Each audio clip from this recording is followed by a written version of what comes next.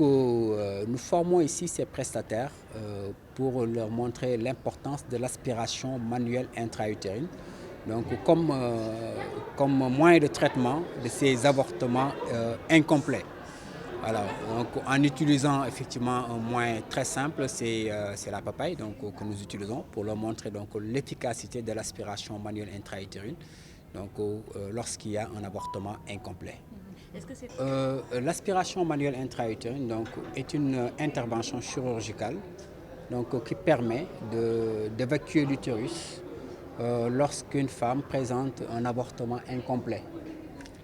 Quel que soit le motif, que ce soit un avortement spontané, mais surtout pour les cas que nous recevons, c'est des cas d'avortement spontané qui présentent un avortement incomplet.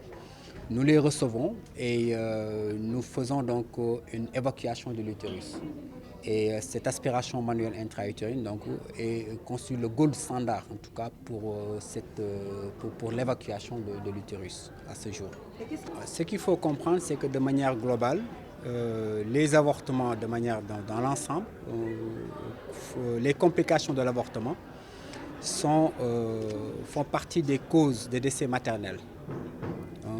Les derniers chiffres parlaient de cinquième cause de décès maternel, les avortements.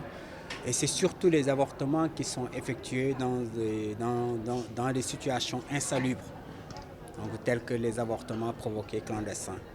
On a tendance à croire que ça n'existe plus, mais que ça existe toujours comme ça. Mais ce qu'il faut savoir, c'est que ces avortements constituent, les avortements en tout cas de manière générale, les complications de l'avortement constituent la cinquième cause de décès maternel. L'OMS qui a noté 80 000, vous l'avez dit.